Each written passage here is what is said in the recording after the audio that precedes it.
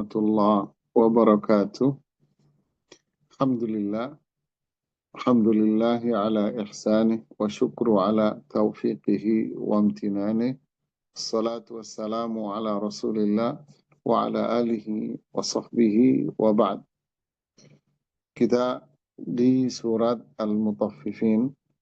Semoga Allah memberikan ilmu yang bermanfaat buat kita, bermanfaat menambah keimanan kita semuanya, meneguhkan keimanan kita, menjadikan kita istiqamah, dan berbuah amal saleh pada diri kita semuanya.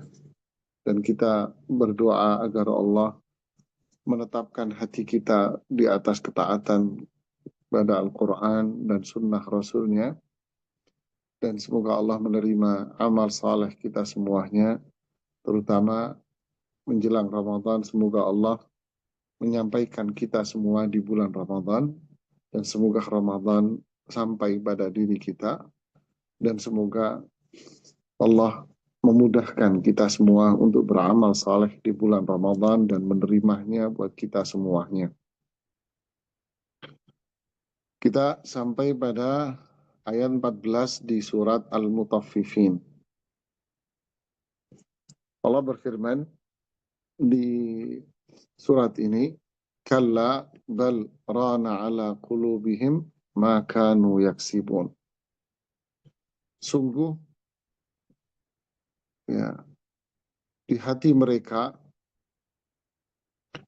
ada ran. Ya, sungguh di dalam hati-hati mereka itu ada ran. Maka nu yaksibun, buah dari apa yang telah mereka perbuat. Ayat ini bicara tentang dampak buruk dari maksiat. Ya, pengaruh buruk dari kemaksiatan seseorang.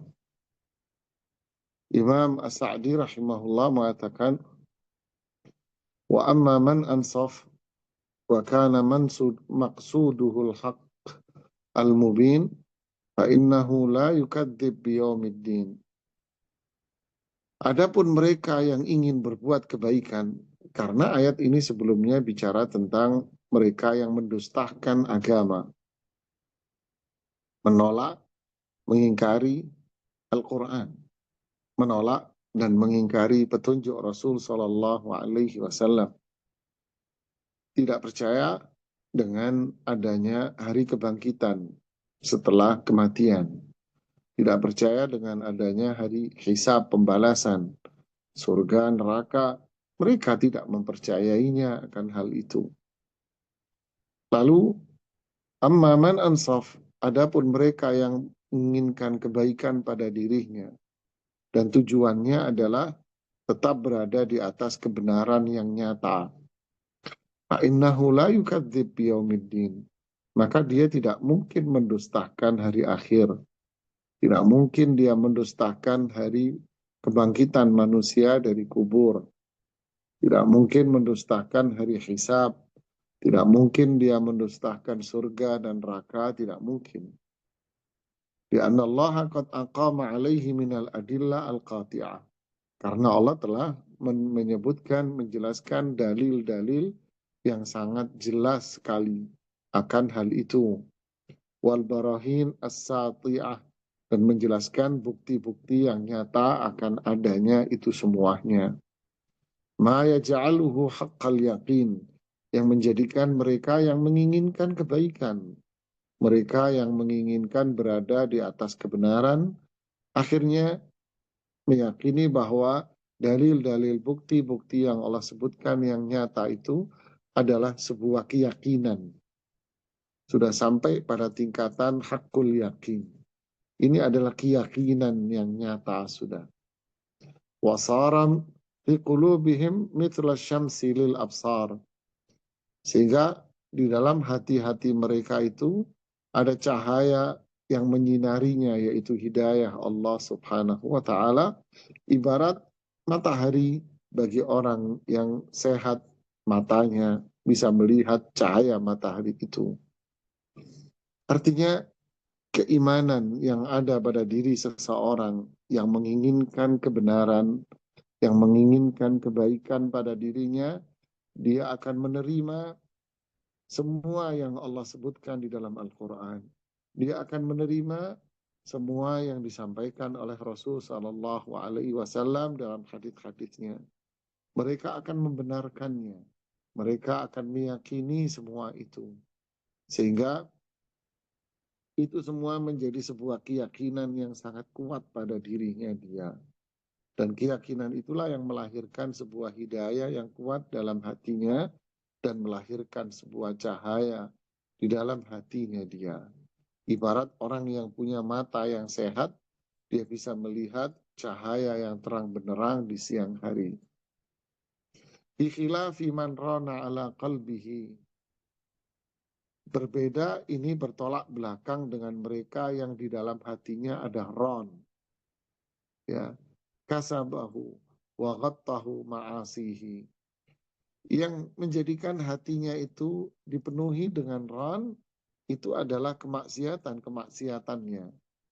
Kemaksiatanlah yang menutupi cahaya-cahaya yang ada di dalam hatinya itu diganti dengan sebuah yang namanya ar-ran. Apa itu ran? Ran tidak dijelaskan di sini oleh Imam As-Sa'di rahimahullah ta'ala. Ar-ran dijelaskan di dalam hadis Rasulullah sallallahu alaihi wasallam, yaitu hadis Hudzaifah ibnul Yaman. Di dalam riwayat Imam At-Tirmidzi dengan hadis yang sahih. Rasulullah SAW mengatakan, Innal abda idza adnaba dhanban nukitat fi qalbihi nukta sauda. Seorang hamba jika berbuat dosa, maka akan ada sebuah titik hitam. Ibarat ini hati kita ini kan diciptakan suci oleh Allah Subhanahu wa taala, bersih-bersih. Fitratullah allati fataran nasa 'alaiha la tabdila li khalqillah. Inilah fitrah yang Allah ciptakan pada manusia. Bahwa Allah ciptakan manusia itu dengan hati yang suci, bersih. Suci, bersih. Kullu mauludin yuladu 'alal fitrah. Setiap bayi dilahirkan dalam kondisi fitrah, yaitu iman, tauhid. Bukan lembaran kosong, kata orang barat. Orang barat mengatakan manusia terlahir ibarat dengan lembaran kosong. Tidak. Manusia terlahir dengan tauhid. Itulah yang dimaksud dengan fitrah dan kesucian. Seperti yang dijelaskan oleh para ulama kita. Kenapa kita mengambil pemahaman dari orang kafir? Kita harusnya mengambil pemahaman dari ulama-ulama kita dong. Imam An-Nawawi rahimahullah dan yang lainnya menjelaskan hadis setiap bayi lahir dalam fitrah, yaitu di atas tauhid. Itulah tauhid. Suci di sini maksudnya adalah tauhid, seperti yang disebutkan di ayat yang lain dengan bahasa hanif. Hanif itu apa? Suci, bersih dari syirik. Berarti jiwanya bersih dengan ketauhidan kepada Allah. Inilah kesucian itu. Idza adnaba, kalau dia berbuat dosa, maka hatinya yang suci dengan tauhid ini dikotori dengan noda hitam. Sekali dia berbuat dosa, ada satu noda hitam di sini.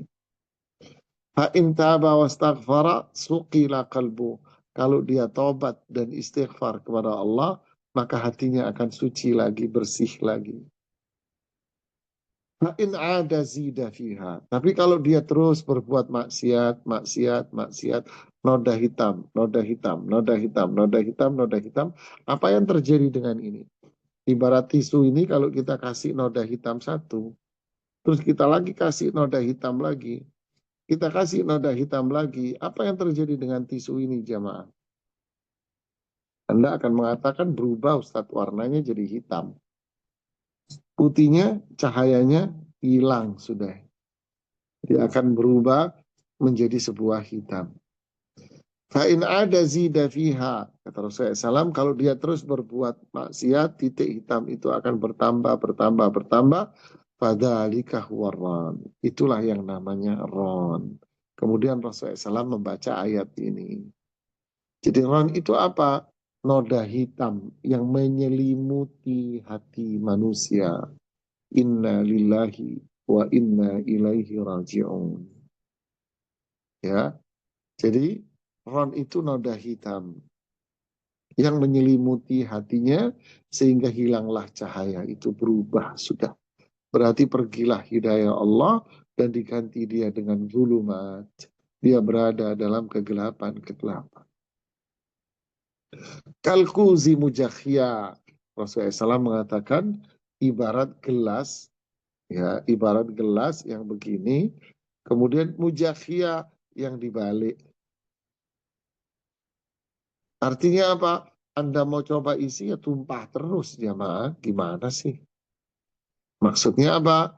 Dinasehati, diingetin, diginiin.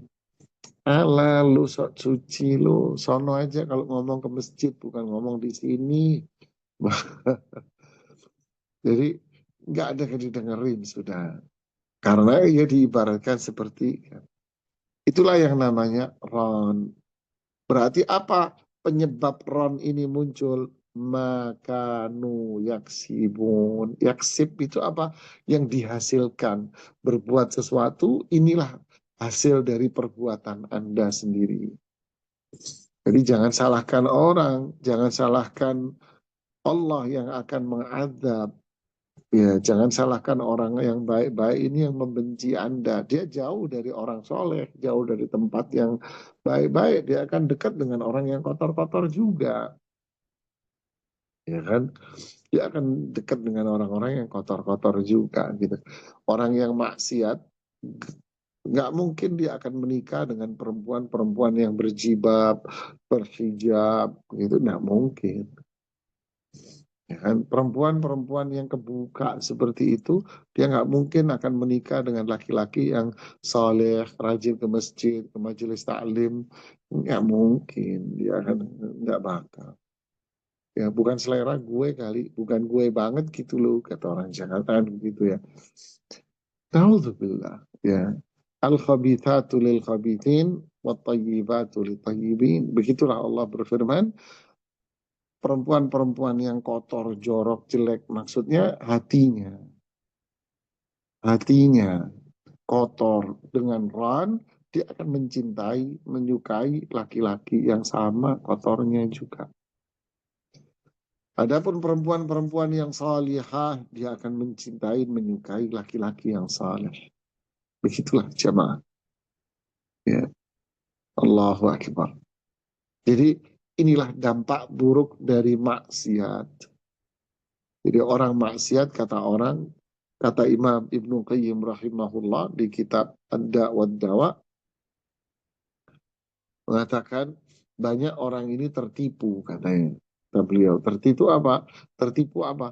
Di mana mereka tidak melihat dampak buruk dari maksiatnya itu terlihat jelas di depannya.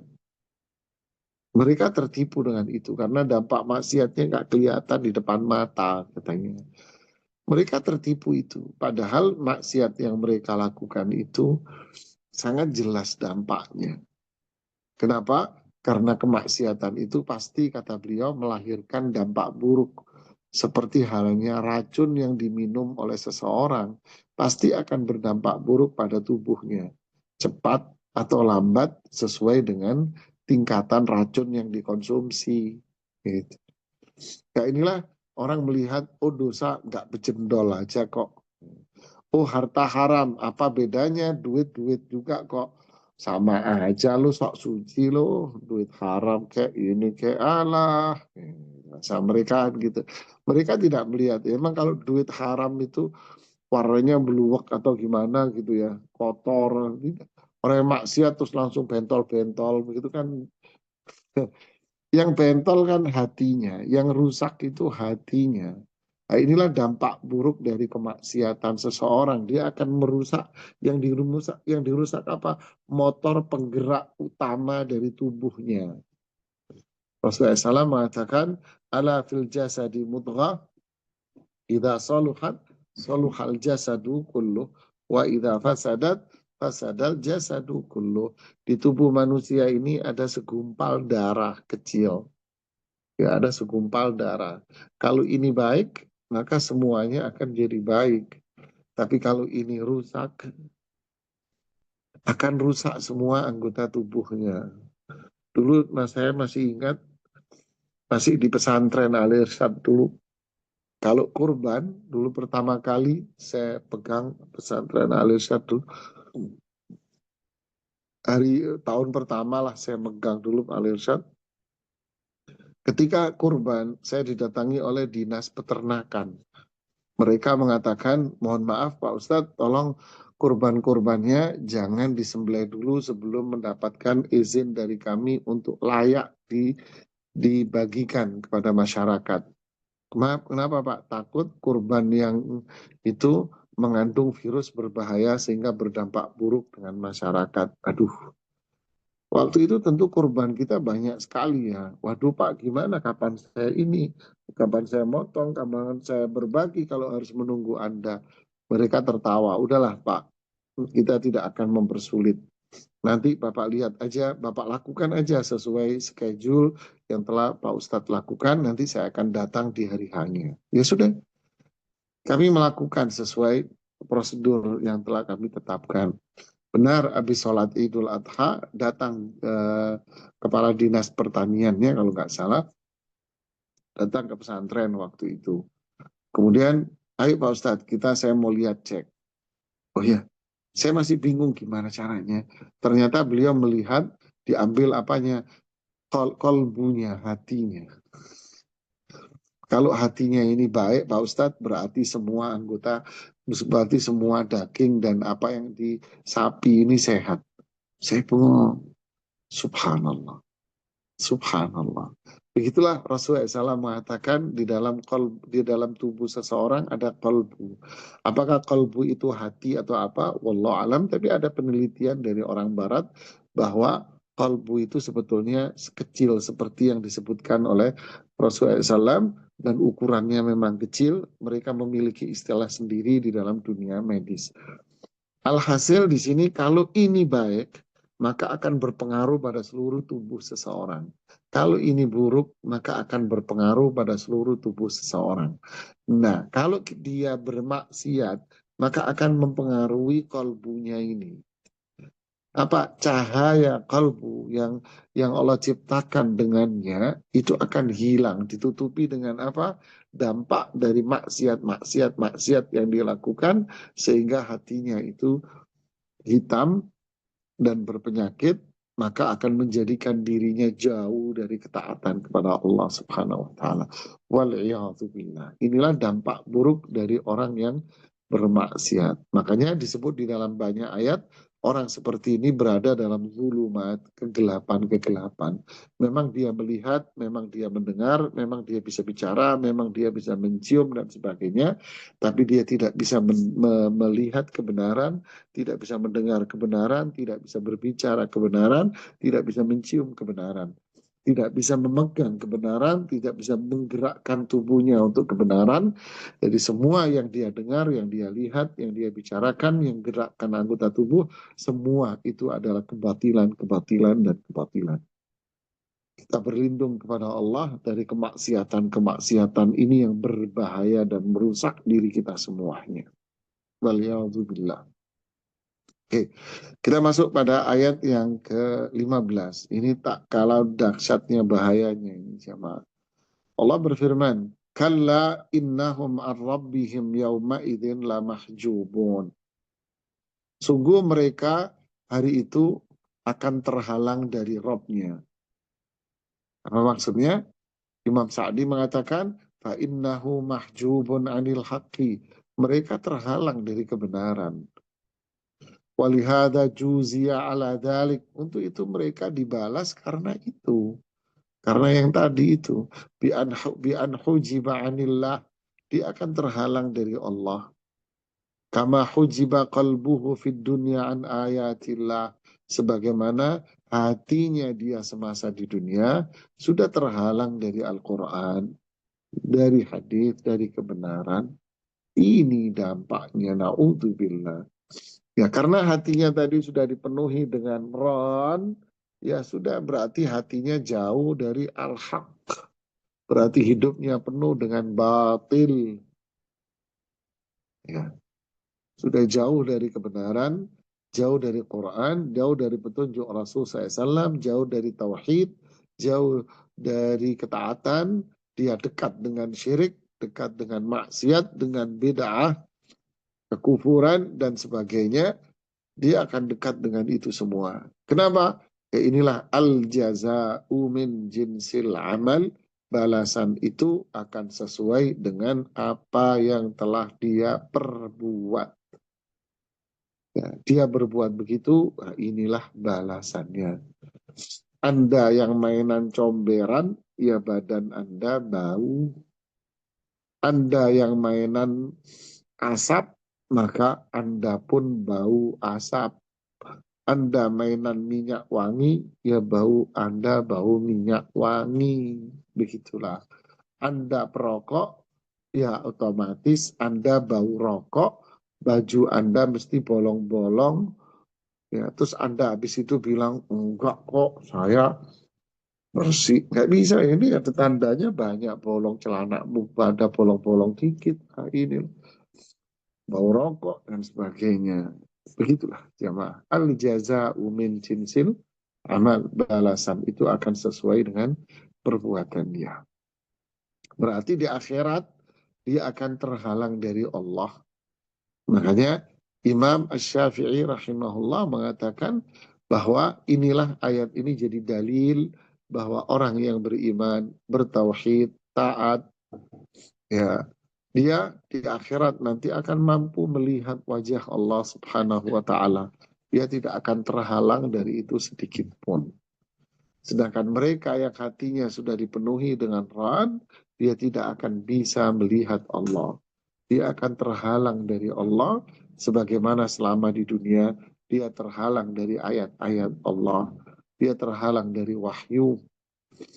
Ya, subhanallah. Sebagaimana yang Allah firmankan kan di surat Al-Mulk itu, bahwa mereka disuruh sujud di dunia, tetapi mereka nggak mau sujud. Akhirnya apa? Akhirnya di akhirat pun mereka dibalas dengan tidak akan bisa sujud di hadapan Allah Subhanahu wa Ta'ala. Ini al-jaza min jinsil amal. Jadi apa pelajarannya? Pelajarannya adalah jauhilah dari diri kita sejauh-jauhnya yang namanya syirik, yang namanya bid'ah, yang namanya maksiat, jauhi. Karena dampaknya itu besar.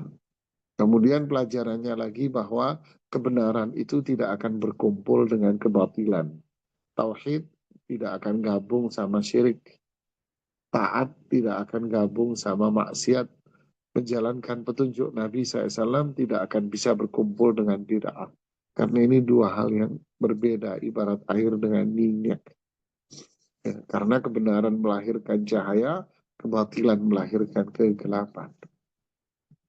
Kemudian faedahnya lagi adalah balasan itu akan sesuai dengan apa yang telah kita perbuat.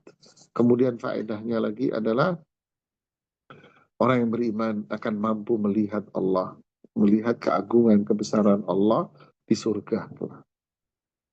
Ya, di surga. Kemudian faedahnya lagi bahwa orang yang bermaksiat dia akan jauh dari orang-orang yang baik, jauh dari tempat-tempat yang baik, tapi dia akan dekat dengan orang-orang yang sesama dia, dan dia dekat dengan tempat-tempat yang kotor juga. Wal'iyadzubillah jamaah. Inna lillah wa inna ilaihi raji'un. Kita terus berdoa kepada Allah agar Allah menjaga diri kita semua dari kemaksiatan, dari syirik, dari bid'ah semuanya. Semoga Allah melindungi kita dari keburukan-keburukan itu. Semoga Allah mengampuni dosa-dosa kita. Nas'alullah al-afwa wal-afiyah. Kita memohon kepada Allah agar Allah mengampuni semua dosa-dosa kita. Kita mohon kepada Allah agar Allah memberikan keselamatan buat kita di dunia dan di akhirat. Diteguhkan untuk terus melakukan ketaatan, tauhid, menjalankan sunnah Rasul Sallallahu Alaihi Wasallam.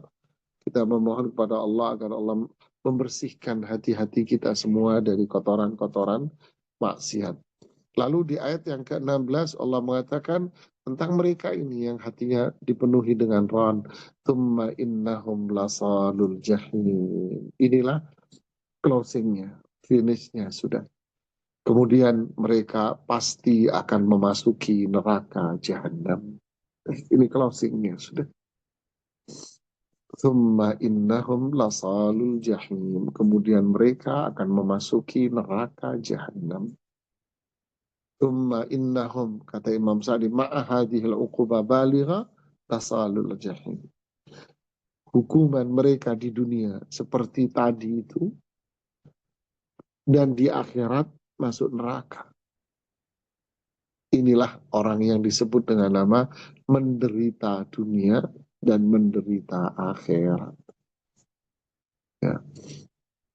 Menderita dunia apa? Yang tadi kita jelaskan, jauh dari kebenaran, jauh dari orang baik, jauh dari tempat baik, berada dalam kegelapan dan kegelapan, berarti secara psikologisnya orang seperti ini penuh dengan apa? Galau, gelisah, ketakutan, kesedihan, itulah yang namanya tekanan batin yang tidak akan selesai.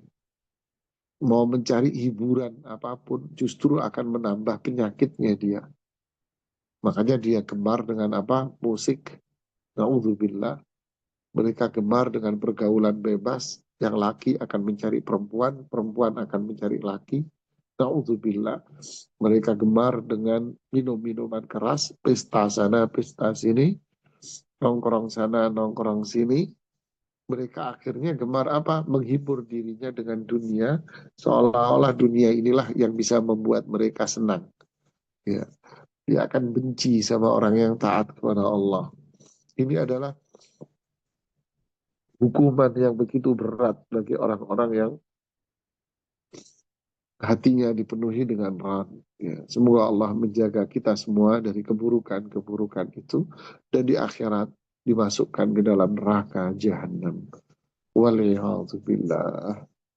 Ya, fala haula wala quwata illa billah. Lalu ketika dia di akhirat, thumma yuqalu hadzal ladzi kuntum bihi tukadzibun. Lalu dikatakan kepada mereka-mereka tadi yang sudah masuk neraka tadi itu karena ron di hati mereka, inilah balasan atas kebohongan kalian, kedustaan kalian, inilah balasan atas apa? Kalian yang dulu di dunia mendustakan Al-Quran, mendustakan ajaran Rasulullah SAW, mendustakan Allah, mendustakan Rasulullah SAW, tidak menyukai kebenaran, menolak kebenaran, memilih hidup di dalam kemaksiatan, syirik, bid'ah, memilih itu semua. Imam Sa'di mengatakan rahimahullah, kemudian dikatakan kepada mereka taubihan wa taqri'an, sebagai bentuk penghinaan kepada mereka, yaitu firman ini. Di ayat yang 17 ini adalah penghinaan kepada mereka. Fadzakara lahum thalathata anwa'in minal adab. Berarti ada 3 macam adab yang Allah sebutkan buat mereka. Yang Allah sebutkan buat mereka di sini ada 3 macam adab. Apa itu? Yang pertama adalah adab neraka jahanam. Ini di akhirat nanti. Adab neraka jahanam. Kemudian yang kedua, adab yang berupa penghinaan. Allah hinakan orang-orang seperti ini. Yang ketiga adalah al-laum, dicela. Sudah dihina, dicela lagi. Ini di akhirat. Nah, sekarang kalau di dunia, setumpuk adabnya banyak banget. Ya. Wa adzabul hijabi min rabbil alamin. Adab yang berupa terhalang dari Allah Subhanahu wa taala. Yang menunjukkan itu murka Allah, amarahnya Allah, kata beliau. Wa huwa a'zam alaihim min adzabin nar, dan adab yang berupa terhalang dari Allah, tidak bisa melihat Allah, yang berarti itu Allah murka sama dia. Ini adalah azab yang paling berat dan lebih besar azab dibanding dengan azab neraka sendiri. Yang terhalang nggak bisa melihat Allah.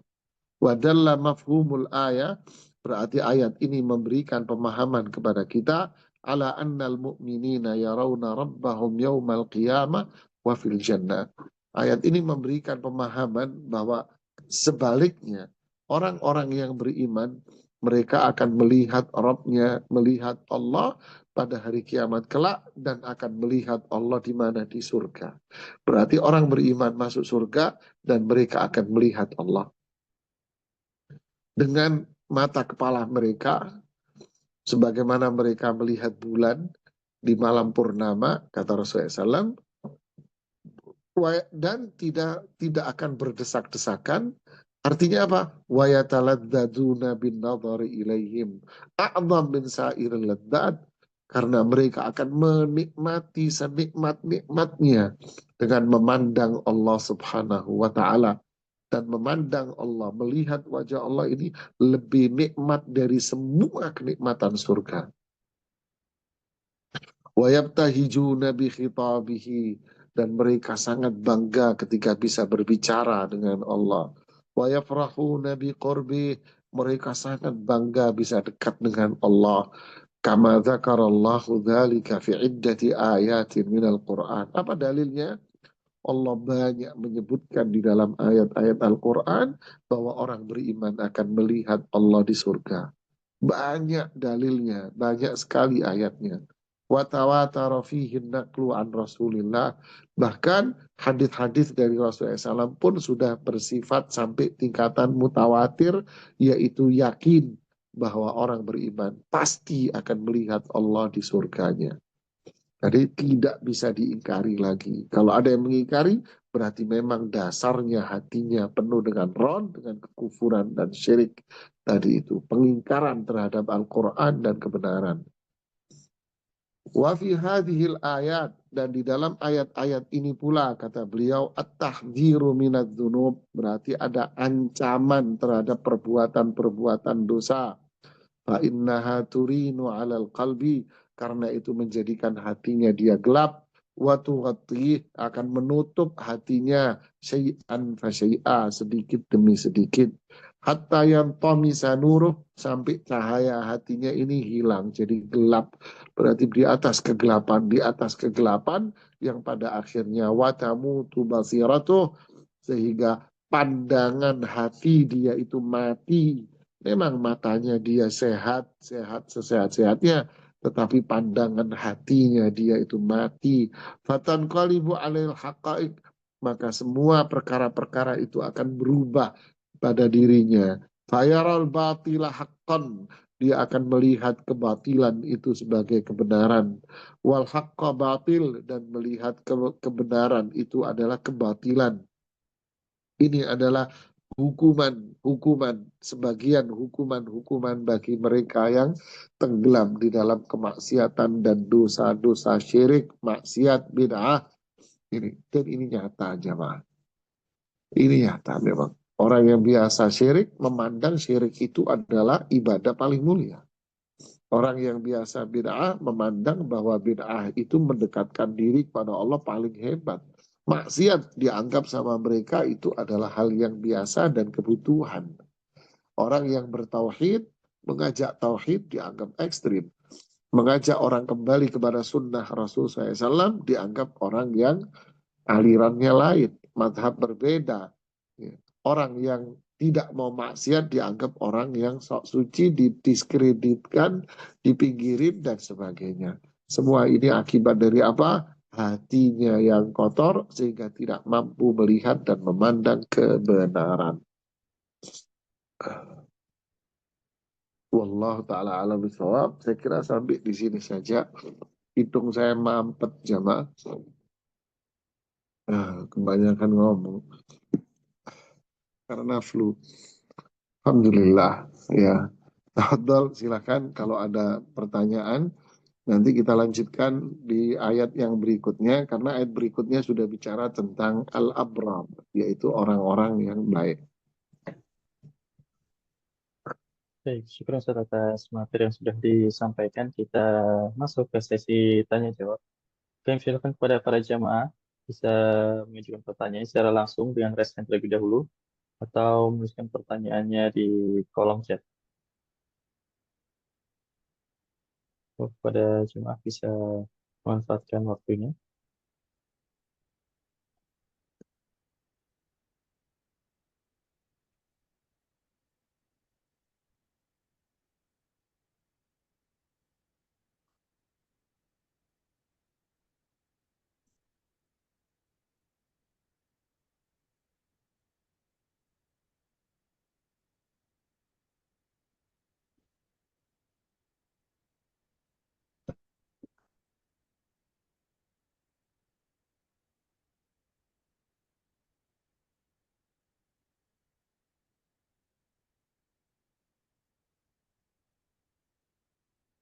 Silakan, kok nggak ada yang mau nanya? Alhamdulillah, nggak ada yang nanya.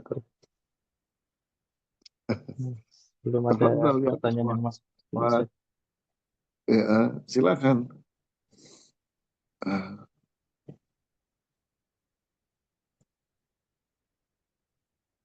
Sampai tidak ada yang bertanya.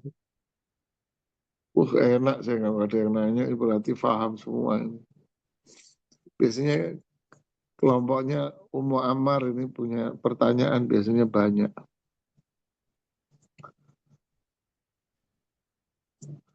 Grupnya ibu-ibu Ummu Ammar.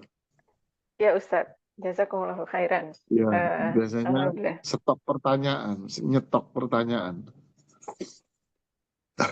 Iya Ustadz, Assalamualaikum warahmatullahi wabarakatuh. Assalamualaikum warahmatullahi wabarakatuh.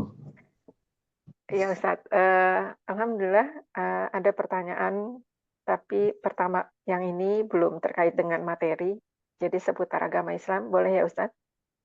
Boleh kalau saya bisa jawab. Iya Ustadz, jazakumullahu khairan. Assalamualaikum warahmatullahi wabarakatuh. Ustadz, kami pernah mendengar tentang safar yang mengunjungi untuk wisata ke 3 masjid. Dan yang jadi pertanyaan, misalnya di Amerika kita ingin safar ke satu masjid ada di state lain atau di provinsi yang lain, Ustadz. Apakah kita boleh sengaja-ngaja datang ke provinsi tersebut untuk melihat masjid yang dibangun bagus sekali, gitu, Ustadz. Iya, Jadi intinya mau wisata ke sana. iya. Apakah itu diperbolehkan? Jazakumullahu Ja- khairan, Ustadz. Jawabannya kalau dalam bahasa Inggrisnya mboten saged, Bu. Ya, nggak boleh, nggak boleh. Karena Rasulullah SAW mengatakan, La tushaddur rihalu illa ila thalathati masajid. Tidak boleh kita melakukan bepergian dengan niatan ketujuannya utamanya adalah satu masjid. Tidak boleh kecuali 3 masjid saja. Mama, kita dari Jakarta, ibu dari sana, mau kemana? Mau ke Madinah, ke Masjid Nabawi, itu boleh. Mau kemana? Ke Mekah, ke Masjidil Haram, boleh. Mau ke Palestina, mau kemana? Ke Baitul Maqdis, boleh. Kalau mau kemana? Ke Houston atau kemana niatnya apa? Mau naik ngeliatin masjid itu yang bagus. Atau di Jakarta ke Bandung, mau ngeliatin masjid yang keren itu, yang baru. Nggak boleh, Ibu. Lalu solusinya apa? Solusinya gini. Mau kemana? Saya mau ke Bandung. Ngapain? Jalan-jalan. Mau ke rumah saudara. Mau liburan. Anak-anak umpamanya. Mau main ke rumah temen. Udah berangkatlah Anda. Ketika Anda sampai di sana, sudah nyampe di Bandung. Pengen ngeliat. Sekalian mumpung di sini ada masjid bagus. Itu boleh. Tapi jangan bohongin Allah loh lah. Padahal niatan utama sebetulnya sih mau ke masjid. Cuman dibilang nggak mau ke rumah saudara. Padahal dalam hati kecilnya mau ke masjid itu. Ya namanya bohongin Allah namanya. Jangan. Ya. Wallahu a'lam. Iya, Masya Allah Ustadz. Jazakumullahu khairan. Pertanyaan yang kedua, Ustadz. Ya. Assalamualaikum warahmatullahi wabarakatuh. Ustadz mohon nasihatnya Waalaikumsalam. bila misalnya anak saya rajin menulis, kemudian bercita-cita ingin menjadi penulis novel fiksi, Ustadz. Apakah itu diperbolehkan kita menulis hal-hal yang fiksi? Apalagi menjadi sebuah tulisan. Jazakumullahu khairan atas Fiksi itu nasihat kalau Ustadz. saya nggak salah kan khayalan. Iya benar. Iya Ustadz. Khayalan. Berarti yang kita sajikan adalah apa? Bohong kan. Sesuatu yang tidak nyata, kebohongan. Ya. Boleh nggak? Jawabannya, boleh nggak kita bohong? Jawabannya tidak boleh. Kecuali kita dalam konteks memberikan contoh. Seperti banyak ustadz atau saya pribadi suka ngasih contoh. Gini Bu, andai kata gini, contoh kasus begini. Kan ini contoh saya yang ngarang. Nah, kenapa contoh ini saya sebutkan? Saya menyebutkan contoh ini untuk mempertajam, mempermudah materi atau konsep yang lagi disajikan. Tapi kalau memang dari awal dia menyajikan cerita dari awal sampai akhir, cerita bohong semua, seolah-olah itu menjadi sebuah kenyataan, seolah-olah yang nyata. Berarti kita akan menyajikan sesuatu yang bohong di tengah masyarakat. Ya, itu sudah nggak boleh. Yang kedua, manfaat dari sisi perilaku apa? Nah, kita lihat dari sisi syariat tadi. Oke, saya akan melihat dari sisi edukasi. Dari sisi edukasi, pendidikan, manfaatnya apa dari sisi edukasi? Apakah kalau pendidikan itu kan harus melahirkan karakter, mau yang konteks orang Barat maupun orang Islam pasti bahasanya karakter, ya kan? Nah, sekarang kalau dia membuat cerita fiksi, edukasinya apa dari sisi karakter? Nggak ada.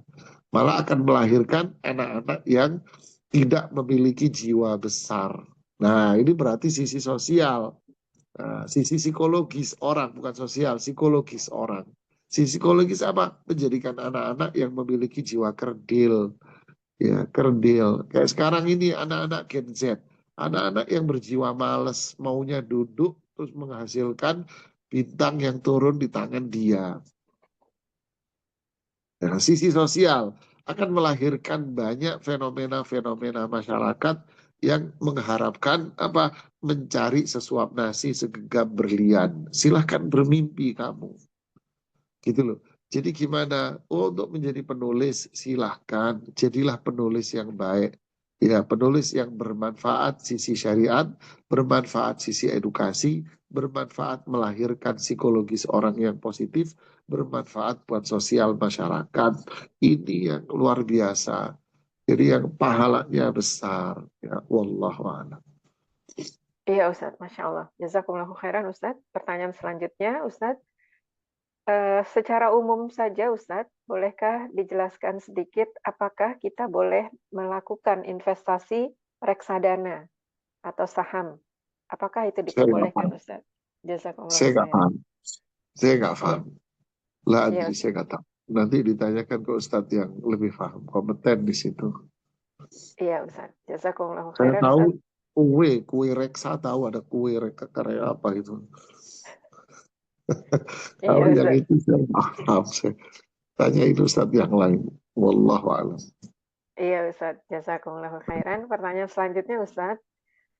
Eh, Mohon nasihatnya Ustadz, apabila kita melakukan misalnya join di kelas online, biasanya ada yang menawarkan kelas-kelas untuk membuat konten atau membuat advertising atau berkaitan dengan bisnis-bisnis online. Ternyata ketika sudah ikut kelasnya, di dalamnya kita membuat misalnya video advertising, ada musiknya Ustadz. Dan kita harus men-share konten tersebut. Dan itu sudah menjadi persyaratan. Apakah kita boleh juga men-share-nya dengan mencatat di bawahnya, mohon diabaikan musiknya. Jadi untuk didengarkan kontennya saja. Enak Ibu. Apakah Enak itu Ibu. diperbolehkan? Enak banget. Dia ikut menyokong kemungkaran, terus abis itu dia terus tulis catatan di bawah. Enak banget. Kaidahnya wala ta'awanu 'alal itsmi wal 'udwan. Jangan tolong menolong dalam hal maksiat. Pada aslinya grup untuk advertising atau kreatif silahkan nggak apa-apa, tapi ikuti kaidah-kaidah Islam. Pada aslinya itu halal, tapi jangan diterjang kaidah-kaidah Islam, yaitu ada unsur yang diharamkan dimasukkan atau dagang yang haram, tidak bisa. Kalau ada unsur itu ya harus berlepas diri dari semua dan jangan melakukan tolong menolong dalam hal kemungkaran nanti. Ya, rezeki Allah itu luas, rezeki gak itu aja kok. Kenapa kok terfokus di situ doang? Wallahu a'lam. Ya Ustadz. Ustadz, ini ada pertanyaan yang similar, serupa yang tadi. Termasuk di dalamnya berarti kita juga tidak boleh men-share misalnya kontennya dakwah, tapi di dalamnya ada musik. Bisa, mama sok dakwah dicampur dengan maksiat itu gimana sih ceritanya? Gimana ceritanya, Mak? Akhirnya hilang, Bu. Anda disuruh makan sate, steak, zen, Bu, keren. Tapi suruh makan di samping sampah, Bu. Mau, Bu? Nggak mau lah, jangan yang keren-keren, yang mulia dicampur dengan begituan. Jangan. Yang dakwah ini mulia. Ya, dakwah ini mulia, majelis taklim ini mulia, mengajarkan Quran, sunnah mulia. Janganlah ditambahin, disisipin dengan apa namanya kemungkaran. Kalau ada kemungkaran ya berarti dakwah jadi nggak bener dong. Ya, naudzubillah. Iya Ustadz, jazakumullahu khairan. Ustadz, ini ada pertanyaan yang cukup berat bagi si penanya. Waduh. Jadi mohon pencerahan dari Ustadz. Assalamualaikum warahmatullahi wabarakatuh. Ustadz, kami sudah mempelajari Nawakidul Islam dan pernah juga mendengarkan kajian dari Ustadz tentang Nawakidul Islam. Ada buku yang kami pegang juga. Kemudian kami melihat misalnya ada anggota keluarga yang nyata-nyata seperti yang ada di buku, dia itu termasuk di dalamnya punya ciri-ciri yang ada di Nawakidul Islam. Bagaimana sikap kita menyikapinya, Ustadz? Bagaimana sikap kita menyikapinya tentang Nawakidul Islam terhadap orang yang memang nyata-nyata termasuk dalam 10 kategori itu, Ustadz? Apakah kita bisa bilang bahwa itu kafir? Masya Allah. Alhamdulillah, barakallahu fiik, Ibu semangat, kita semua semangat untuk mempelajari tauhid, mempelajari nawakidul Islam, nawakidul iman, kita mempelajari itu semua. Tapi kita belajar itu semua untuk apa? Untuk menyempurnakan tauhid kita, untuk menghindar diri dari itu semua agar tauhid kita sempurna. Kemudian untuk apa? Bukan untuk menjadi hakim. Kita bukan untuk menjadi hakim, bukan kita ingin menjadi al-quju yang disuruh kerajaan Arab Saudi untuk memenggal leher orang. Bukan. Bukan. Kita mempelajari itu tujuannya untuk apa? Untuk nasihat. Ad-dinun nasihah. Islam ini nasihat indah, mulia. Kalau kita melihat orang nggak sholat, nggak boleh kita mengatakan, kamu kafir loh. Melihat si fulan mainan dukun, oh kamu nggak boleh kafir, kamu nggak boleh. Kita bukan hakim dan kita bukan al-quju. Terus kita siapa? Kita hanya menyampaikan wa ma'ala rasuli ilal balagh. Kita cuma nasihat, Mas, jangan. Ayolah sholat. Orang Islam itu sholat. Orang nggak sholat itu bahaya loh, Mas. Masuk neraka, diancam dengan azab neraka. Mas, jangan mainan dukun-dukunan, Mas. Dukunnya sendiri melarat, Mas. Terus kamu sendiri pengen kaya dari dukun, gimana ceritanya? Intinya dinasehati dengan kata-kata yang santun, santai, lembut. Setelah itu yang lebih dahsyat apa? Doakan sama Allah. Doain semoga mereka dikasih hidayah. Sudah, ini kewajiban kita selesai. Ya, wallahu a'lam. Ya Ustadz, Masya Allah. Jazakumullahu khairan. Ustadz, ini ada lagi pertanyaan. Assalamualaikum warahmatullahi wabarakatuh. Ustadz, bagaimana kita menyikapi anak-anak yang mulai remaja, yang taunya dia di sekolah atau lingkungannya bahwa musik itu baik-baik saja, padahal ada dalil-dalilnya. Apa yang bisa Ustadz nasihatkan, dalil apa saja yang harus saya lihat? Misalnya mungkin ada dari Al-Quran atau Sunnah yang Nah, bisa saya pelajari. Jazakumullahu khairan Ustadz atas nasihatnya. ya itulah namanya edukasi bahasa umumnya. Bahasa syariahnya didakwai, diajarin, dikasih tahu musik itu haram, nak. Masa kaget dia, kasih tahu bukunya. Ada bukunya Syekh Albani rahimahullah ta'ala menulis satu buku khusus tentang pengharaman musik. Ya, kalau dicetak di sini judulnya Siapa Bilang Musik Itu Haram. Judul bukunya begitu kalau kita. Nggak tahu kalau nanti di dalam bahasa Inggrisnya atau apa mungkin ada. Yang jelas judul aslinya Tahrimul Ghina. Pengharaman musik judulnya. Penulisnya adalah Syekh Muhammad Nasiruddin Al-Albani. Bukunya tipis, tapi isinya daging sirloin semua, Bu. Tenderloin semua isinya itu. Isinya dalil, dalil, dalil, dalil. Quran, Quran, Quran, hadith, hadith, hadith yang luar biasa. yang orang nggak akan bisa membantah di situ. Kasih tahu, tunjukin yang tipis-tipis. Ada buku gede juga punyanya Ibnu Qayyim rahimahullah, namanya Ighathatul Lahfan fi Makaidis Syaitan. Beliau menjelaskan di situ, di antara tipu daya syaitan adalah memperindah musik. Lalu beliau menyebutkan di dalam Al-Quran kata musik itu disebutkan dalam 12 diksi. Kemudian disebutkan satu-satu ayat-ayat semuanya, kemudian dalil-dalil hadisnya, kemudian pendapat para ulama madhab. Wah, kenyang sudah baca buku itu. Barangkali ada terjemahannya dalam bahasa Inggris, silahkan. Ya, tunjukkan ke dia, dibacakan, atau dia baca sendiri, mempelajari, gitu ya. Wallahu alam. Iya Ustadz, jazakumullahu khairan. Mudah-mudahan nanti bisa kami tulis ulang di grup Ustadz. Dan mudah-mudahan mungkin ada kajian tematik sama Ustadz mengenai materi ini Ustadz. Saya pernah, Bu, saya punya kajian di YouTube, tapi Mas udah lama. Kelihatan gambar saya masih kelihatan indah begitu, wajah saya masih masih Iya muda Ustadz. gitu. Ada bahasan khusus saya tentang musik, ada. Kemudian saya juga melihat bahasan khusus tentang musik Ustadz Firanda Hafizahullah. Kemudian ada bahasan tentang musik khusus Ustadz Syafiq Hafizahullah. Juga tentang bahasan tentang musik. Coba aja lihat di situ. Yang punya saya yang dibully habis-habisan sama mereka di media sosial. Gak apa-apa, biarin aja, emang gue pikirin. Iya Ustadz. Masya Allah. Nah, Semoga Allah Subhanahu wa Ta'ala melindungi amin, Ustadz dan memberkahi dakwahnya dimanapun berada. amin, amin, Allahumma amin. Iya, pertanyaannya selesai Ustadz. Jazakumullahu Iya, khairan. alhamdulillah. Ya, silakan host, barangkali ada yang lain. Baik, Ustaz, ada satu pertanyaan yang masuk secara langsung. Assalamualaikum Ustaz, saya mau bertanya, apakah sesama saudara kandung, tapi mereka sering gibah, apakah mereka akan saling menuntut di akhirat nanti? Yo, iya, siapapun riba itu dosa besar. Para ulama bilang tidak akan gugur dengan banyaknya sholat, banyaknya ibadah. Enggak.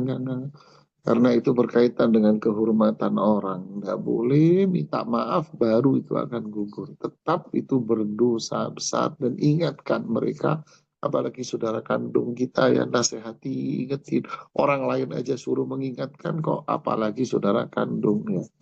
Wallahu a'lam. Baik, Ustaz, sudah tidak ada pertanyaan yang masuk. Mungkin kita akhiri, Ustaz. Jazakumullah khair, ini yang bisa saya sampaikan. Semoga bermanfaat buat saya pribadi dan buat kita semua. Mohon maaf atas kekurangan, kesalahan dari diri saya sendiri. Subhanakallahumma wa bihamdik. Asyhadu an la ilaha illa anta astaghfiruka wa atubu ilaik. Assalamualaikum warahmatullahi wabarakatuh.